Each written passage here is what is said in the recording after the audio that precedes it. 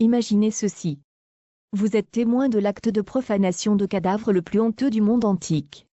Un char de guerre fend violemment la terre sèche, soulevant un mur de poussière aveuglant. Derrière lui, une corde se tend, traînant impitoyablement un corps humain sur les rochers tranchants de la plaine troyenne. Le conducteur est Achille, le plus grand guerrier de son époque, poussant ses chevaux aux limites de leur endurance. Mais regardez attentivement son visage. Il n'y a pas de triomphe dans ses yeux, musique, seulement une folie terrifiante et vide. Il essaie désespérément d'effacer l'homme qu'il vient de tuer, de réduire le corps de son ennemi au néant jusqu'à ce qu'il ne reste aucun souvenir de lui. Il y a cependant un détail impossible à expliquer qui transforme ce massacre en miracle. Malgré la vitesse et le terrain brutal, le corps reste intact. La peau ne se déchire pas. Les os ne se brisent pas. Dans sa tentative, musique, de détruire la dignité de son ennemi, c'est le demi-dieu Achille qui se désintègre intérieurement, tandis que sa victime, le véritable Hector, reste physiquement et spirituellement inflexible. C'est le moment où un homme mort a humilié un dieu vivant. Avant de plonger dans ces histoires oubliées de survie et de souffrance, si vous aimez découvrir des vérités historiques cachées, envisagez d'aimer ce contenu et de vous abonner à la chaîne pour plus de contenu, musique, de ce type. S'il vous plaît, laissez aussi un commentaire ci-dessous pour me faire savoir d'où vous écoutez. Je trouve incroyable que nous explorions ensemble ces histoires anciennes depuis différents coins du monde, connectés à travers le temps et l'espace par notre curiosité commune pour le passé. Cette scène crée un paradoxe troublant. La logique brutale de l'âge du bronze dit, le vainqueur prend tout, le butin, la gloire et le corps du vaincu. Ici, cependant, la dynamique est inversée. L'Iliade nous force à regarder le héros des Grecs se comporter comme un monstre, tandis que le méchant de Troie conserve une noblesse silencieuse et foudroyante. Quand Achille traîne Hector autour des murs, il ne fait pas que donner libre cours à sa rage. Il prouve inconsciemment qu'il a perdu la guerre morale. Les Troyens sur les murs pleurent, certes, mais les Grecs dans le camp regardent dans un silence assourdissant. Ils réalisent que leur chef invincible a été brisé par le chagrin, réduit au rôle d'animal sauvage par la mort d'un ami. Pendant ce temps, Hector, même après la mort, jouit de la protection des dieux eux-mêmes. Pour comprendre pourquoi cela a de l'importance, nous devons dépouiller l'histoire des couches de poésie romantique et regarder la dure réalité de l'an 1200 avant notre ère. Ce n'était pas un monde de statues de marbre et de haute philosophie. C'était une époque d'effondrement, où les villes brûlaient et des civilisations entières disparaissaient du jour au lendemain. Dans une ère aussi impitoyable, la force était généralement la seule vertu. Cependant, l'histoire de Troie préserve la mémoire d'un autre type de héros. Hector n'est pas né d'une déesse, comme Achille. Il ne possédait pas une peau capable de faire rebondir l'acier. C'était un homme de chair et de sang, chargé de la tâche impossible de sauver une ville condamnée face à un ennemi plus puissant. Achille se bat pour lui-même. Hector se bat pour tous les autres. Cette distinction est cruciale, car elle élève Hector du rang de simple combattante à celui de symbole du défenseur tragique. Il est l'archétype de l'homme qui sait que le navire coule, mais refuse de quitter la barre. Il est le seul adulte dans un conflit alimenté par l'ego des dieux et des rois. Parce qu'il est humain, sa peur est réelle. Sa fatigue est réelle. Et son sacrifice ultime porte un poids que l'invincibilité d'Achille n'égalera jamais. Mais a-t-il vraiment existé? Pendant des siècles, Hector a été rejeté, musique, comme une invention littéraire. Cependant, l'archéologie moderne sur le site d'Isarlik, la vraie Troie, ainsi que les archives déchiffrées de l'Empire hittite, peignent un tableau étonnamment similaire. Nous disposons désormais de documents sur une ville appelée Wilusa, située à la limite chaotique et occidentale du monde hittite. Nous avons des traités mentionnant un chef nommé Alexandru, ce qui constitue un lien linguistique direct avec Paris, le frère d'Hector. Ces pierres et tablettes nous disent que la pression subie par Hector n'était pas seulement poétique. Elle était géopolitique. Il était un type authentique de commandant de l'âge du bronze, se tenant sur de véritables fortifications et regardant dans les yeux une armée d'invasion grecque bien réelle. Alors, comment un homme destiné à la défaite a-t-il réussi à voler l'âme de cette histoire? Pourquoi l'image de son corps traîné dans la poussière ne suscite-t-elle pas le dégoût envers lui-même, mais la pitié pour son meurtrier? Pour répondre à cela, nous devons remonter le temps. Nous devons quitter le champ de bataille et entrer dans le palais. Nous devons connaître l'homme avant qu'il ne mette son casque. Le prince qui n'a jamais désiré la guerre, mais qui était le seul capable de la mener. Pour comprendre pourquoi Hector se battait, nous devons d'abord regarder ce qu'il avait à perdre. Oubliez les ruines poussiéreuses que vous voyez aujourd'hui. Imaginez Troie telle qu'elle était, la ville venteuse, une forteresse située au point le plus critique du monde antique. Elle se trouvait à l'entrée des Dardanelles, la porte entre la mer Égée et la mer Noire. Chaque navire transportant du grain, de l'or ou des esclaves devait passer à l'ombre des murs d'Hector. Ce n'était pas seulement un avant-poste militaire. C'était une puissance bâtie sur le commerce et les taxes. La ville était riche, sophistiquée et, surtout, elle était l'objet de l'envie des chefs avides de butin d'outre-mer, de Grèce.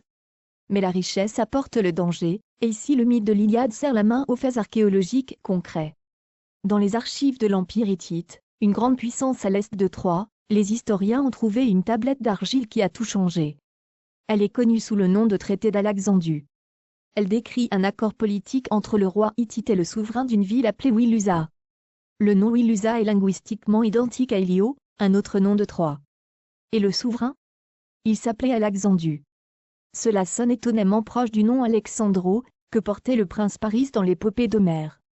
Cette tablette nous dit que la guerre de Troie n'était pas seulement une dispute pour une belle femme. C'était un tremblement de terre géopolitique. Et à l'épicentre même de cette catastrophe ne se tenait pas le roi fantoche mentionné dans le traité, mais son frère Hector. Si Paris, ou Alexandru, était le visage charismatique mais imprudent de la ville, Hector était, musique, sa colonne vertébrale de fer. Il était le primo, le premier prince.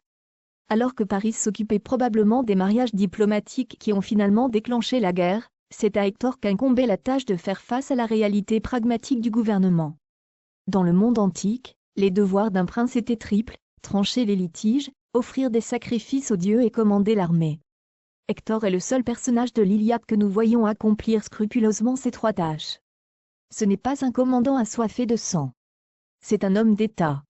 Il comprend que la guerre est un échec de la politique. Quand nous le voyons en ville, il n'aiguise pas son épée. Il visite les temples. Il organise la défense. Il réprimande son frère pour sa paresse. Il est comme le PDG épuisé d'une entreprise au bord de la faillite, tandis que les membres de son conseil d'administration font la fête.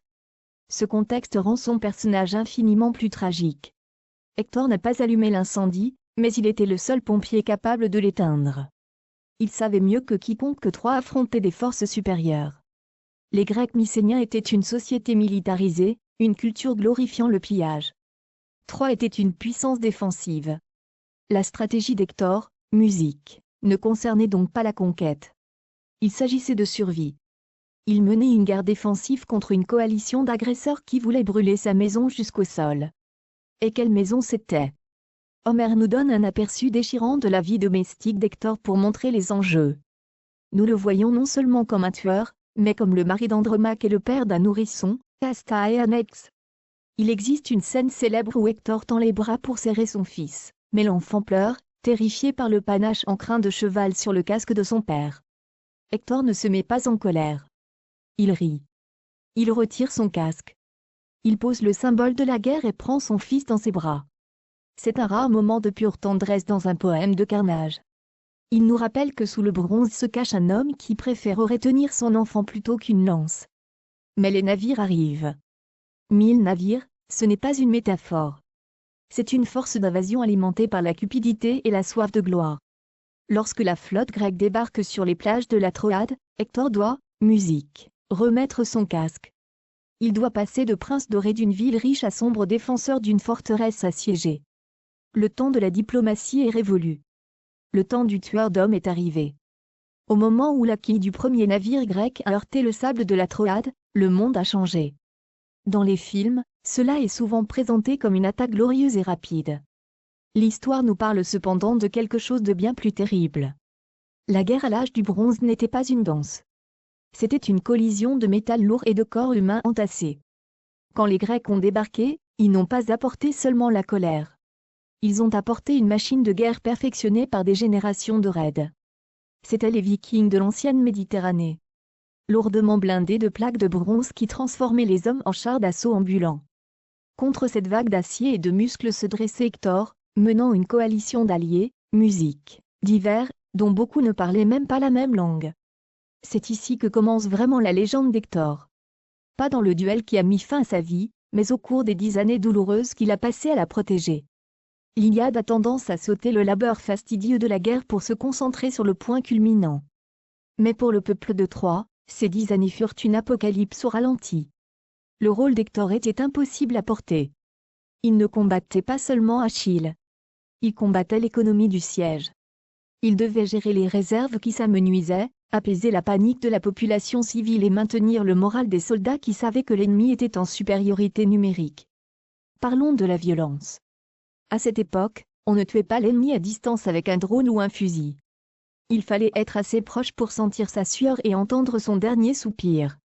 L'arme principale était la lance, une lourde lampe de frêne surmontée d'une pointe en bronze. Quand 2 lignes d'infanterie se rencontraient, il se produisait une poussée écrasante, connue sous le nom d'autismos. Les hommes étaient piétinés, étouffés et poignardés dans les défauts de l'armure. Hector se tenait en première ligne de ce hachoir à viande jour après jour. Il ne pouvait pas se permettre le luxe de s'asseoir dans la tente du commandant. À l'âge du bronze, un roi ou un prince devait être un promo, un guerrier combattant à l'avant. S'il reculait, la ligne s'effondrait. Cette réalité laisse une énorme empreinte psychologique. Nous décrivons souvent Achille comme l'incarnation de la rage, mais nous analysons rarement l'état d'esprit d'Hector. Ce n'était pas de la rage, c'était une hypersensibilité à la menace. Il menait une guerre défensive, ce qui est infiniment plus stressant que l'attaque.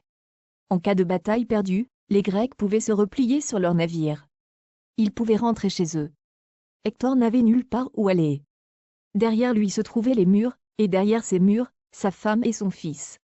Chaque fois qu'il bloquait un coup de lance, il ne sauvait pas seulement sa propre peau. Il empêchait sa famille de tomber en esclavage. Les forces grecques étaient terriblement efficaces. Menées par des chefs comme Agamemnon et des champions comme Diomède, elles combattaient avec une fureur qui étourdissait les Troyens. Mais les Troyens avaient une arme secrète, le terrain.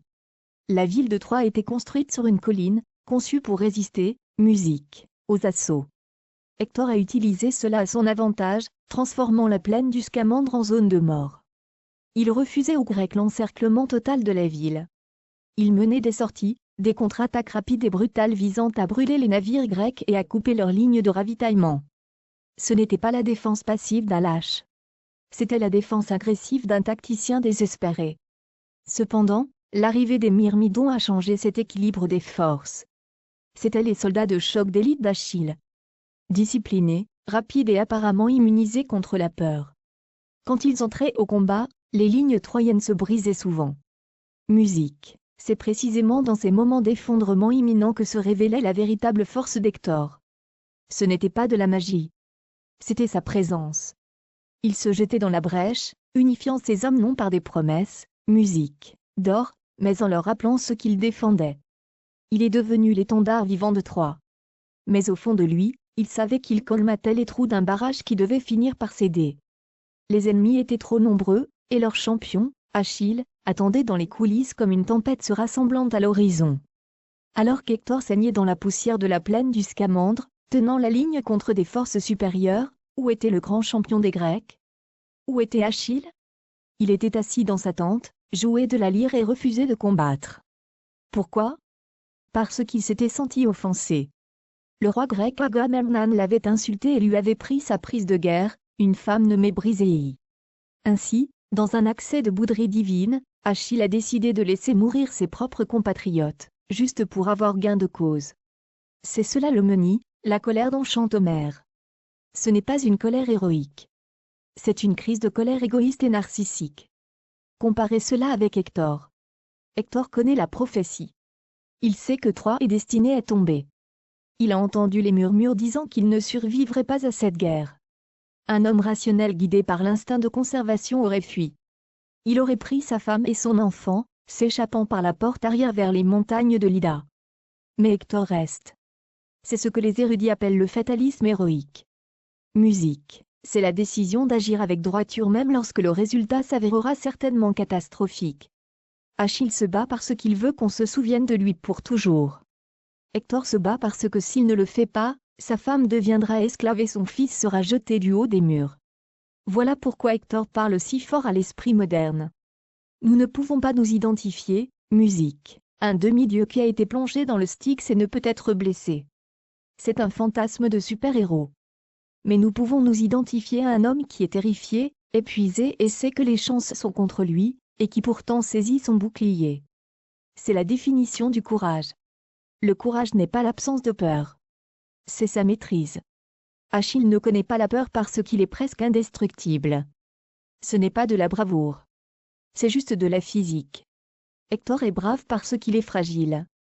Cependant, cette partie de notre histoire révèle aussi le défaut tragique d'Hector. Il n'est pas parfait. Si Achille souffre de rage, Hector souffre d'espoir. À mesure que la guerre s'éternise et qu'Achille reste dans sa tente, Hector commence à croire à l'impossible, qu'il peut vraiment gagner. Il commence à repousser les Grecs. Il perce leurs fortifications. Il réussit même à mettre le feu à leurs navires. C'est le point culminant des succès troyens. Pendant un bref instant lumineux, il semble que l'outsider puisse vraiment l'emporter, mais ce succès l'enivre. Il ignore les conseils de son commandant prudent, Polydamar, qui le supplie de se replier derrière les murs tant qu'ils ont l'avantage. Hector refuse. Il est ivre de victoire, croyant que les dieux ont peut-être changé d'avis. Il laisse son armée en plaine ouverte à la tombée de la nuit. C'est une erreur tactique née de l'orgueil, un désir désespéré de croire que l'effort peut vaincre le destin. Il ne le réalise pas encore, mais en mettant le feu au navire grec, il n'a pas assuré sa victoire. Il a signé son arrêt de mort. Le feu sur les navires est le signal qui finira par émouvoir la bête dans la tente. Hector est allé trop loin. Il a menacé la seule chose qui pouvait rendre les Grecs suffisamment désespérés pour libérer leur arme ultime. Il pense mener une guerre stratégique, mais en réalité, il entre dans une tragédie émotionnelle. La scène est prête pour le cas d'identité erronée le plus déchirant de l'histoire de la littérature. Le champ de bataille est un tourbillon chaotique de poussière et de sang, mais soudain les cris se taisent. Le silence tombe sur les lignes troyennes. Du camp grec émerge une silhouette que chaque Troyen craint plus que la mort elle-même. La lumière du soleil se reflète sur l'armure dorée. Dans sa main repose la puissante lance du mont Pélion. Pour les Troyens épuisés, on dirait que le cauchemar est revenu. Achille est de retour. La panique se répand comme un virus. L'armée troyenne, qui était il y a un instant au bord de la victoire, se brise et s'enfuit. Ils ne combattent pas un homme. Ils combattent une légende. Mais l'histoire connaît un secret que les soldats sur le terrain ignoraient. L'homme dans l'armure n'est pas Achille. C'est Patrocle, son compagnon plus doux, plus compatissant, qui a revêtu l'équipement du demi-dieu dans une tentative désespérée de sauver les navires grecs. Ce moment de tromperie est critique. Il représente le brouillage de l'identité qui définit cette tragédie. Patrocle se bat avec la fureur d'un homme possédé, repoussant les Troyens jusqu'à leur mur. Il est enivré par la puissance de l'armure, par la peur qu'il sème. Mais le pouvoir emprunté exige toujours un paiement. Patrocle ignore l'avertissement explicite d'Achille, repousse les des navires, mais ne les poursuit pas jusqu'au mur. Il va trop loin. 3 fois il escalade les remparts de Troie et 3 fois, il est repoussé. Il cherche une gloire qui appartient à un autre homme. Et alors, musique, vient le temps du paiement. La mort de Patrocle n'est pas un duel propre et héroïque. C'est une destruction brutale. Dans l'Iliade, c'est le dieu Apollon qui frappe le premier, frappant Patrocle dans le dos, faisant tomber le casque de sa tête et brisant sa lance. Étourdi et sans défense, il est poignardé dans le dos par un jeune soldat troyen nommé Euphorbe. Il meurt déjà quand Hector s'avance. Hector voit un homme à genoux, portant l'armure de son plus grand ennemi. Dans la chaleur et le brouillard sanglant de la bataille, Hector croit qu'il a enfin accompli l'impossible. Il croit avoir acculé la bête. Il plante sa lance dans le ventre du guerrier tombé. C'est un coup mortel. Mais alors que la vie quitte les yeux de la victime, Hector réalise la monstrueuse vérité. L'homme haletant à ses pieds n'est pas l'invincible Achille. C'est juste un garçon. Cela devrait être un moment de soulagement, le monstre dort toujours dans sa tente, musique. Mais en réalité, c'est un moment de damnation absolue. Patrocle, rendant son dernier soupir, ne demande pas grâce. Il prophétise. Il regarde Hector et murmure, « Ce n'est pas toi qui m'as tué. Le destin et Apollon m'ont tué, et la mort se tient juste à côté de toi de la main d'Achille. » Hector, dans un accès d'orgueil provocateur, rejette l'avertissement. « Pourquoi me prophétises-tu la mort ?» demande-t-il. Qui sait? Peut-être même qu'Achille mourra de ma lance. Puis il commet l'erreur qui scelle son sort tant physique que spirituel. Il dépouille le corps de son armure. Il prend l'armure dorée d'Achille, la cuirasse forgée par les dieux, et la revêt. Le symbolisme de cet acte est terrifiant. En mettant l'armure d'Achille, Hector s'enveloppe littéralement de la peau de son ennemi. Il essaie de s'approprier la puissance d'un demi-dieu, mais l'armure ne lui va pas. Elle a été faite pour quelqu'un qui est plus qu'un homme. Sur Hector, ce n'est que du bronze lourd. C'est la représentation visuelle d'un poids qu'il ne peut pas porter. Il a tué la seule personne qu'Achille aimait.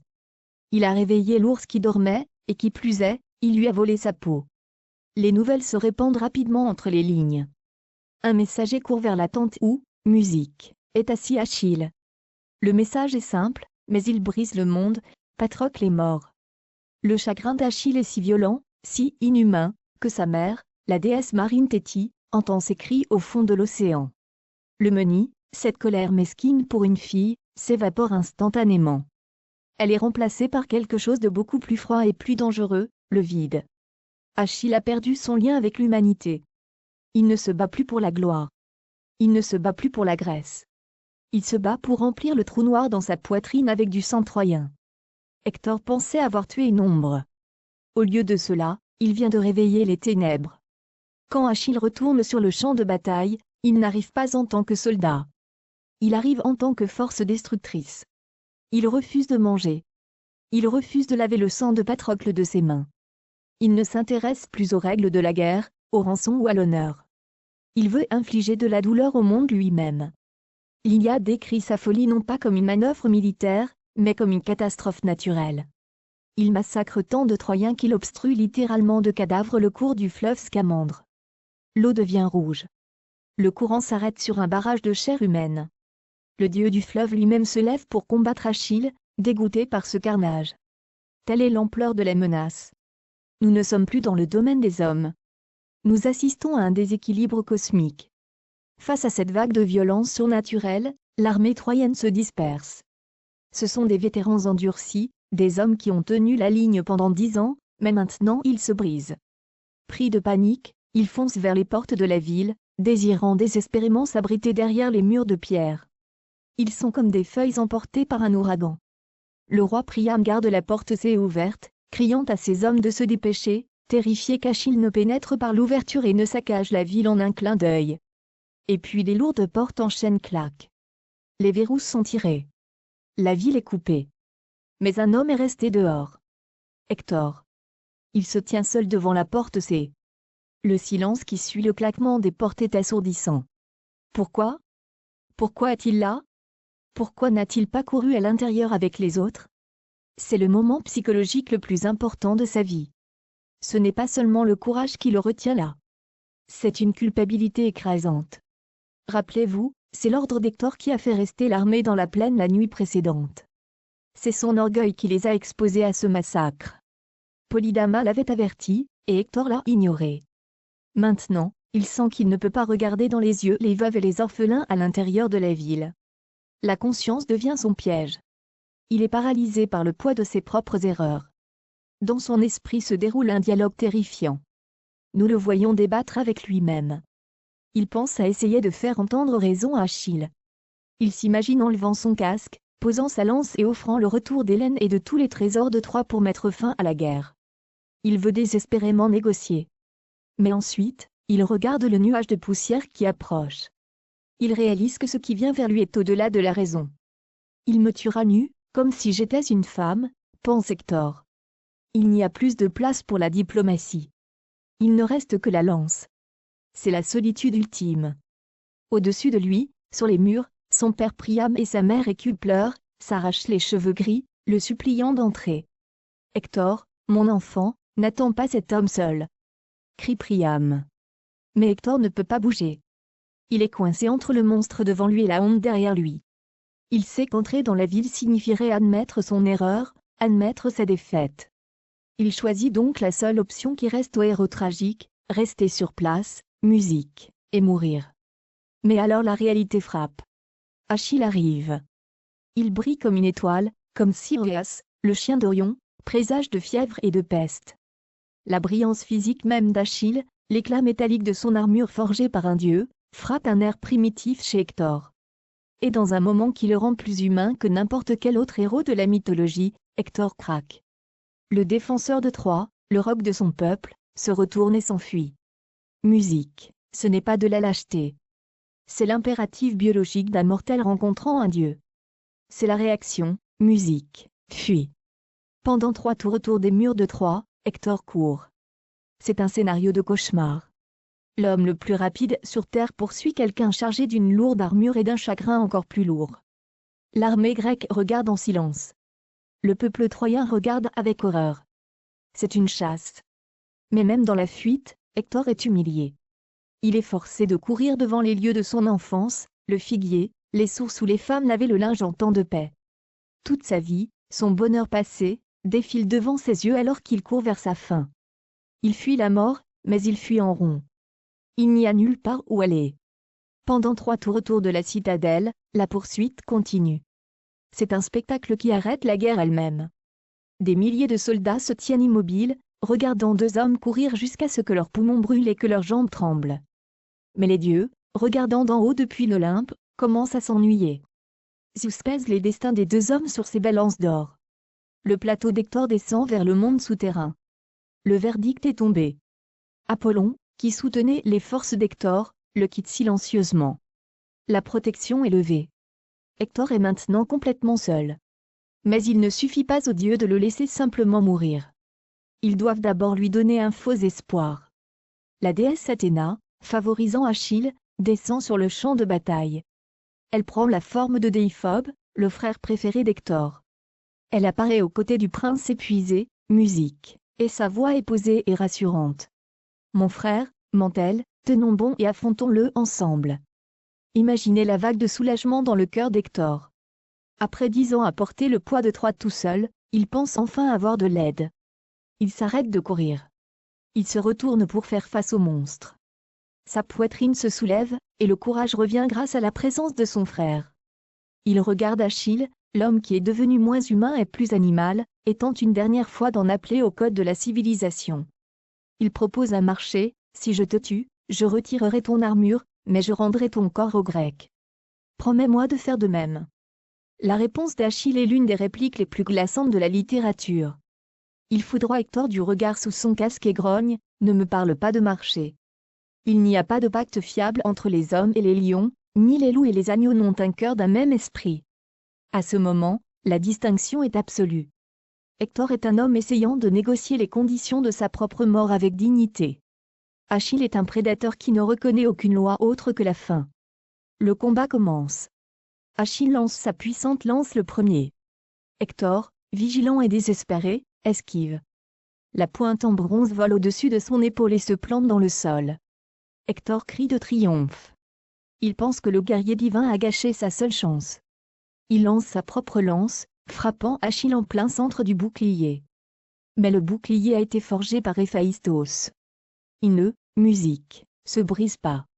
La lance rebondit inutilement. Maintenant, Hector se tourne vers son frère Déiphobe pour demander une seconde lance. Il tend la main: « Déiphobe, donne-moi une lance. » Mais il n'y a personne. L'espace à côté de lui est vide. Le vent hurle sur la plaine sèche. En une fraction de seconde, la terrible réalité le frappe. Il n'y avait pas de frère. Il n'y a pas d'aide. Les dieux l'ont trompé pour qu'il s'arrête et se fasse massacrer. Malheur à moi, murmure-t-il pour lui-même. La mort n'est plus loin. Elle me regarde droit dans les yeux. Au même moment, Achille charge, mais remarquez l'ironie cruelle de l'armure. Achille porte une nouvelle armure forgée par les dieux. Mais Hector porte l'armure qu'il a retirée du corps de Patrocle, l'ancienne armure d'Achille. Achille connaît chaque centimètre de ce métal. Il sait exactement où les plaques ne se rejoignent pas. Il repère une petite musique fente près de la clavicule, à la gorge, où la vie est exposée. Il ne taille ni ne tranche. Musique. Il enfonce précisément la pointe de la lance dans cette fente. Hector tombe. Il frappe la poussière qu'il a défendue pendant une décennie. Mais la lance a manqué son larynx, lui permettant de prononcer quelques derniers mots. Il ne demande pas la vie. Il supplie pour son corps. « Je te supplie, » halète-t-il. « Ne laisse pas les chiens du camp grec me dévorer. » Achille, debout au-dessus de lui, raille qu'il aimerait lui-même avoir l'estomac pour manger Hector cru. Dans son dernier souffle, Hector lance une malédiction qui est aussi une prophétie. Il avertit Achille que Paris et Apollon le tueront à la porte C. Même au moment de la mort, Hector voit clairement l'avenir. Son âme quitte son corps, pleurant son sort, abandonnant virilité et jeunesse. Le vrai Hector, père, mari, défenseur, est parti. Il ne reste qu'une coquille de chair et de bronze. Et maintenant, l'homme qui l'a tué s'apprête à faire quelque chose qui ébranlera le monde antique jusqu'au musique, fond. Au moment où Hector frappe le sol, le charme du duel se rompt. Le reste de l'armée grecque, qui regardait de loin, se jette maintenant en avant comme une meute de vautours. Ce qui se passe ensuite est une étude troublante de la psychologie des foules. Les soldats entourent le prince tombé. Ils admirent sa stature, sa beauté, mais ne peuvent résister à l'envie de la détruire. L'un après l'autre, ils s'approchent et transpercent le cadavre avec leurs lances. Ils plaisantent nerveusement entre eux, disant « Regardez, Hector est maintenant beaucoup plus doux à manier que lorsqu'il mettait le feu à nos navires. » C'est un spectacle lâche et pathétique. De petits hommes essayant de se sentir grands en profanant un géant. Mais Achille les repousse. Il n'a pas encore fini. Il a tué l'homme, mais la haine brûle toujours à blanc dans sa poitrine. Il veut effacer l'humanité d'Hector. Il commet un acte si spécifique et si cruel qu'il est difficile de l'écouter même 3000 ans plus tard. Il prend un couteau et coupe les tendons derrière les deux chevilles d'Hector, juste entre le talon et l'os. Il passe des lanières de cuir de bœuf à travers les plaies ouvertes et les attache à l'arrière de son char, laissant la noble tête traîner dans la poussière. Il fouette les chevaux. Le char s'élance et Hector, prince de Troie, défenseur de la ville, père d'Astyanax, est traîné comme un déchet. Ses cheveux noirs s'étalent en éventail sur le sol. La poussière s'élève au-dessus de lui comme un linceul. Pendant ce temps, musique. À l'intérieur des hauts murs du palais, la vie continue tragiquement normalement. Andromaque, la femme d'Hector, n'en sait rien. Homère nous donne une scène de domesticité déchirante. Elle est dans sa chambre, tissant un tissu pourpre à double trame, y brodant des fleurs. Elle appelle ses servantes, leur ordonnant de mettre un grand trépied sur le feu. Elle veut qu'un bain chaud attende Hector quand il rentrera du combat. Pensez à ce détail, un bain chaud. C'est le symbole ultime du soin d'un foyer qui attend le retour de son protecteur. Elle prépare du confort pour un homme qui est déjà déchiqueté par les pierres. Soudain, un son perce les murs de pierre. Ce n'est pas le rugissement de la bataille. C'est le cri de sa belle-mère. Hécube, la mère d'Hector, a vu le char depuis les murs. Sa lamentation est si perçante qu'Andromaque laisse tomber sa navette. Le tissu tombe au sol. Mon cœur remonte à ma gorge, murmure-t-elle, et mes genoux sont gelés. Elle sait déjà. Sans un mot, elle sait déjà. Elle court. Elle fonce à travers le palais comme une folle, débouchant sur le mur juste à temps pour voir le char disparaître vers les navires grecs. Elle voit le corps rebondir sur la terre accidentée. Et à ce moment, le prince doré s'en va. Le monde devient noir. La femme s'évanouit, et en tombant, le diadème complexe qu'elle porte, cadeau d'Aphrodite le jour de son mariage, glisse de sa tête et se brise dans la poussière. C'est la fin symbolique de Troie. Les murs tiennent toujours, mais la ville est déjà morte. Cependant, au milieu de ce musique, désespoir absolu, un étrange miracle se produit. Dans le camp grec, Achille laisse le corps face contre terre dans la boue, avec l'intention de le donner aux chiens et aux oiseaux en pâture, mais les dieux interviennent. Aphrodite chasse les chiens jour et nuit. Apollon couvre le corps d'un nuage d'or pour que le soleil ne dessèche pas la peau. Bien qu'Achille traîne le corps autour de la tombe de Patrocle chaque jour pendant 12 jours, le corps guérit, la peau reste lisse. Les dieux font une déclaration, vous pouvez tuer un homme, mais vous ne pouvez pas tuer sa dignité. Le vrai Hector est protégé par une loi supérieure à la loi de la guerre. 12 jours passent. 12 jours de silence dans la ville de Troie et 12 jours de violence maniaque dans le camp grec, où Achille continue de maltraiter le cadavre. Mais la 12e nuit, quelque chose d'impossible se produit. Les portes de Troie grincent doucement. Un vieil homme conduisant un simple chariot tiré par des mules se glisse dans l'obscurité. C'est le roi Priam. Il est sans armes. Il n'a pas de garde. Il ne porte que de l'or et des tissus précieux. Il va droit au cœur du camp ennemi, là où chaque soldat désire sa mort. Si le dernier combat d'Hector était le sommet du courage physique, alors ce voyage est le sommet du courage spirituel. Guidé par le dieu Hermès, le vieux roi passe les gardes grecs comme un fantôme. Il arrive au puissant abri d'Achille, passe la porte et trouve l'homme qui a assassiné son fils, assis calmement au souper.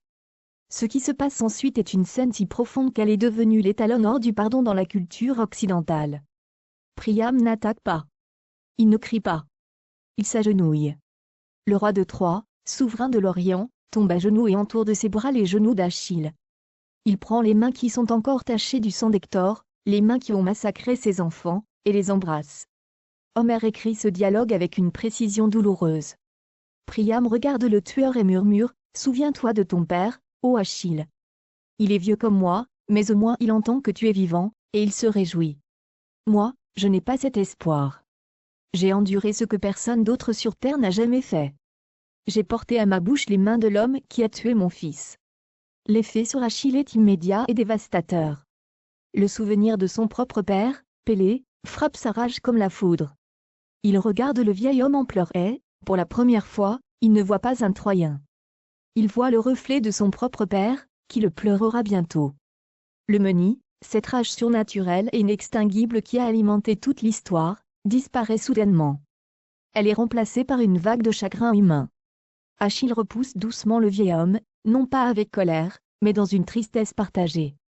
Et alors, les deux ennemis pleurent ensemble. Priam pleure sur Hector. Achille pleure sur son père et sur Patrocle. Dans cette tente, entourée des instruments de la guerre, les lignes entre vainqueurs et vaincus s'estompent. Il ne reste que deux êtres humains unis par le coup terrible de la mortalité. C'est la victoire, musique, ultime d'Hector. Même en tant que cadavre, il a accompli ce qu'aucune armée n'a pu faire. Il a forcé Achille à retrouver son humanité. Il a retransformé le monstre en homme. Achille se lève, relève le vieux roi et lui offre un siège. Il ordonne à ses servantes de laver le corps d'Hector et de l'envelopper dans les belles tuniques que Priam a apportées, pour que le père ne voie pas les mutilations et ne se mette pas en colère. C'est un acte de tendresse soudaine et étonnante. Achille accorde ensuite une trêve à Priam. Il demande, « De combien de jours as-tu besoin pour l'enterrer » Priam demande 11 jours de deuil et l'enterrement le 12e jour. Achille accepte. « Je retiendrai l'armée aussi longtemps que tu en auras besoin. » Pensez à l'importance de cet événement. La plus grande guerre de l'histoire s'arrête. Les lances sont baissées. Les boucliers posés. Pas pour un traité, pas pour de l'or, mais pour des funérailles. Pendant 11 jours, la plaine troyenne reste silencieuse par respect pour un seul homme, Hector. Quand Priam retourne à l'aube à Troie avec le corps de son fils reposant enfin sur le chariot, il ne ramène pas un soldat vaincu. Il ramène le sauveur de la dignité de la ville. Hector revient à Troie non pas comme prisonnier des Grecs, mais comme un homme qui a rappelé au monde que même dans les ténèbres les plus profondes de la guerre, la miséricorde est possible. L'Iliade se termine d'une manière très spécifique et éloquente. Elle ne finit pas par le cheval de bois. Elle ne finit pas par l'incendie de Troie ni par la mort d'Achille. Elle finit par des funérailles. Pendant 9 jours, les Troyens ramassent du bois dans les forêts. Le 10e jour, ils placent Hector sur le bûcher et l'allument. Alors que le feu consume le dompteur de chevaux, nous entendons les dernières lamentations. Et le mage le plus déchirant ne vient pas de sa femme ou de sa mère, mais d'Hélène, la femme qui est devenue la cause de la guerre. Elle dit, « Je suis à Troie depuis 20 ans et pendant tout ce temps, je n'ai jamais entendu une mauvaise parole de ta part. Si quiconque me réprimandait, tu l'arrêtais par ton esprit doux et tes paroles douces. » Pensez-y. Le plus grand guerrier de son époque reste dans les mémoires non pas pour le nombre de personnes qu'il a tuées, mais pour sa bonté envers une étrangère détestée. C'est pourquoi, 3000 ans plus tard, c'est Hector qui reste le véritable héros de cette histoire. Achille représente le fantasme du potentiel humain, puissance illimitée, jeunesse éternelle, faveur divine. Nous voulons tous être Achille. Nous voulons être les protagonistes, une force inarrêtable. Mais quand nous nous réveillons le matin et nous regardons dans le miroir, nous ne sommes pas Achille. Nous sommes Hector. Nous sommes ceux qui ont des crédits à payer, des familles à protéger et des supérieurs avec qui compter.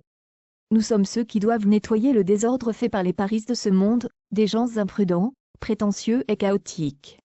Nous menons des batailles que nous n'avons pas choisies, contre une adversité que nous ne pouvons pas vaincre, pour les gens qui comptent sur nous. Hector nous enseigne que l'héroïsme ne réside pas dans l'invincibilité. Il réside dans la vulnérabilité. Il réside dans le fait de se tenir à la porte, c'est en sachant que le monstre arrive, en sachant que vous allez probablement perdre, et pourtant sans reculer, parce que c'est ce qu'il faut faire. L'histoire est souvent obsédée par les conquérants, mais la civilisation est construite par les défenseurs. Elle est construite par des gens comme Hector. Finalement, les pierres de Troie sont tombées. La prophétie s'est réalisée. Mais en terminant son poème par les funérailles d'Hector, Homère a fait une déclaration silencieuse: les empires tombent, les murs tombent en poussière, et les dieux s'en vont dans la sphère du mythe. Cependant, la dignité d'un homme bon est la seule chose qui survivra au feu. Si vous avez tenu jusqu'ici, vous avez certainement une passion pour le côté profond et humain de l'histoire. S'il vous plaît, abonnez-vous à la chaîne et activez les notifications. Cela nous aide à maintenir ces histoires en vie. Et j'ai une question pour vous, à laquelle vous pouvez répondre dans les commentaires. Dans votre propre vie, poursuivez-vous la gloire d'Achille ou portez-vous le fardeau d'Hector? Je lis chaque commentaire et je serai heureux de connaître votre perspective. Merci de m'avoir rejoint sur les murs de Troie. À la prochaine fois, souvenez-vous que les livres d'histoire sont écrits par les vainqueurs, mais les meilleures histoires appartiennent à ceux qui ont combattu avec honneur, même face à la défaite.